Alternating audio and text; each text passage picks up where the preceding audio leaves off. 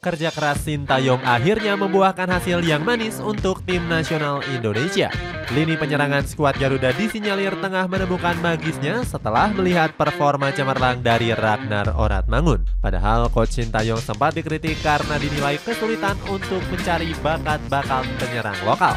Cetak Gol coba merangkum kebangkitan menyerang tim nasional Indonesia di era Sintayong sebagai berikut.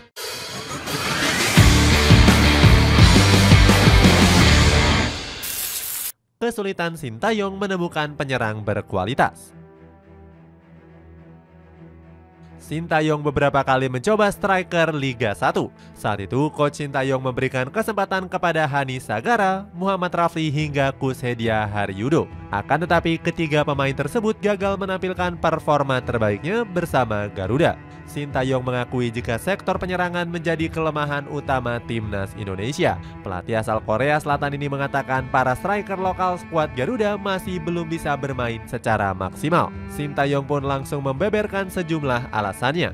Coach Shin menilai kalau striker lokal kurang terasa karena kalah saing dengan penyerang-penyerang asing.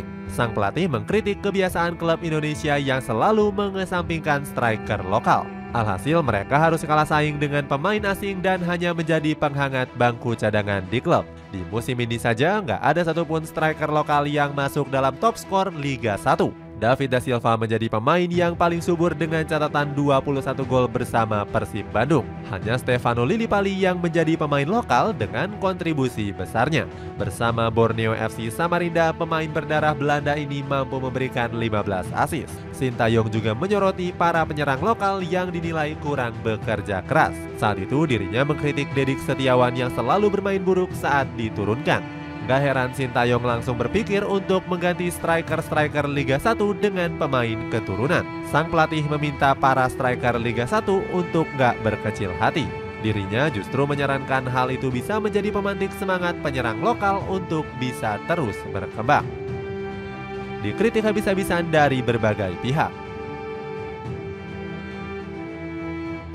Christian Gonzalez kurang setuju dengan pernyataan yang dilontarkan oleh Sintayong. Dirinya belak-belakan mengkritik sang pelatih lewat channel YouTube See Today. Gonzalez mengatakan kalau Sintayong hanya mencari alasan kesulitan mencari penyerang lokal. Dia menilai ini jadi rahasia umum jika klub Liga 1 banyak mengandalkan penyerang asing. Gonzalez punya pengalaman jika pelatih klub Liga 1 selalu memberikan kesempatan bermain yang sama. Namun banyak penyerang lokal yang gak mengambil kesempatan tersebut. Ex-pemain dari Arema FC ini mengkritik sikap pemain lokal yang selalu ngambek saat ditarik keluar. Selain itu, para pemain lokal juga dinilai selalu mengutamakan emosi mereka.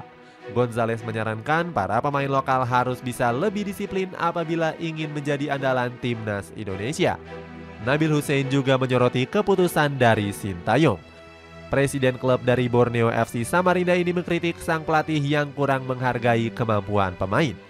Saat itu Nabil menyoroti Sintayong yang gak memanggil dua pemain Borneo FC. Padahal Stefano Lillipali dan Nadeo Argawinata tengah dalam performa yang memukau di musim ini. Justinus Laksana justru setuju dengan pernyataan Sintayong. Coach Justin bilang Indonesia kesulitan untuk mencari pemain bagus lokal karena mayoritas pemain bagus dihuni pemain asing. Alhasil mereka kesulitan untuk bisa berkembang bersama klubnya. Kurang cocok dengan pemain naturalisasi terdahulu. Sintayong sebenarnya sudah mencoba beberapa pemain dengan status naturalisasi. Akan tetapi para pemain tersebut masih belum bisa memuaskan hati sang pelatih.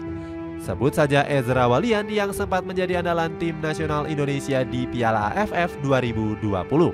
Saat itu dirinya berhasil melesakkan 2 gol dari 6 pertandingan yang dimainkan.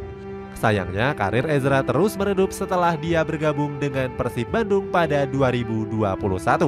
Pemain kelahiran Amsterdam ini selalu gagal melesakkan 2 digit gol di setiap musimnya.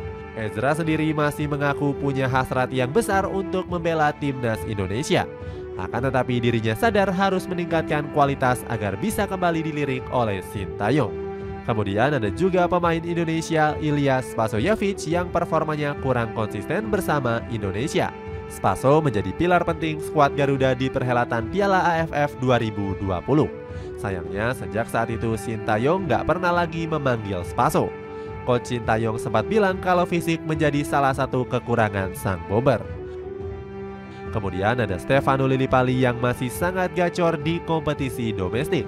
Bahkan di musim ini pemain 34 tahun ini menjadi pemain subur dengan 11 gol dan 14 assist. Namun performa hebat Lillipali nggak membuat hati Sintayong merasa puas. Menurut Sintayong, stamina pemain Borneo FC Samarinda sudah bukan di atas rata-rata lagi. Mulai melirik striker top Eropa. Untuk mengatasi kebuntuan di lini serang, Sintayong melebarkan sayap dengan melirik pemain-pemain keturunan. Sang pelatih bahkan terbang langsung ke Eropa untuk mencari striker berbakat. Nama pertama ada Rafael Strijk yang resmi menjadi warga negara Indonesia di bulan Mei lalu. Dirinya menjalani debut lumayan apik pada pertandingan kontra Palestina. Sintayong mengatakan penampilan Rafael Strijk sudah sesuai dengan apa yang diharapkan. Sayangnya dirinya mulai mengalami penurunan performa saat posisinya diubah. Sintayong lebih sering mempercayai Rafael Strijk sebagai ujung tombak. Namun hingga saat ini sang pemain belum melesakkan satupun gol dari 10 laga yang sudah dia mainkan. Strijk mengaku dirinya memang lebih nyaman untuk bermain di posisi winger kiri. Namun dia tetap harus siap menerima dengan keputusan Sintayong. Menurut Sintayong, performa Rafael Strijk sudah memenuhi harapannya sebagai pelatih. Sukses dengan Rafael Strijk, Sintayong juga kembali mengajukan pemain lain untuk dinaturalisasi. Nama yang dimaksud adalah Ragnar Oratmangun yang saat ini membela Fortuna Sittard di Eredivisie. Padahal Oratmangun sempat gak menjadi prioritas sang manajer untuk dinaturalisasi. Di tahun 2022 yang lalu, Coach Sintayong mengganti jatahnya kepada Kevin Dix. Kebangkitan penyerang Timnas Indonesia.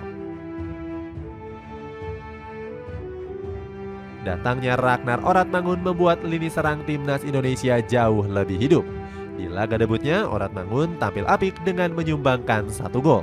Bahkan gol tersebut diciptakannya dengan menunjukkan kebolehannya dalam mengolah bola. Dirinya saat itu melakukan beberapa gocekan sebelum melakukan finishing khas Eropa.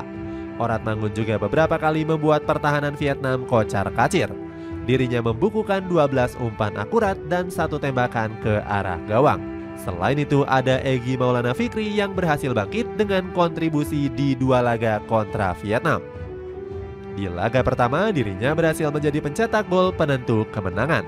Lalu pemain Dewa United ini juga berkontribusi atas gol ketiga dengan melesakkan 1 assist. Performa apiknya sekaligus menjawab kritikan netizen. Sebelumnya ex-Lechia Gdansk ini dihujat karena performanya yang turun drastis saat pulang ke Indonesia. Meskipun begitu, dia tetap mendapatkan kepercayaan dari Sintayong. Pelatih 53 tahun ini menyebut Egy masih bisa berkembang dengan usianya yang masih muda. Ramadan Sananta nggak mau ketinggalan untuk unjuk ketajaman. Bomber Persis Solo ini ikut menorehkan 1 gol di laga kontra Vietnam. Gol ini sekaligus membuat sang pemain masuk dalam jajaran top skor kualifikasi Piala Dunia 2026.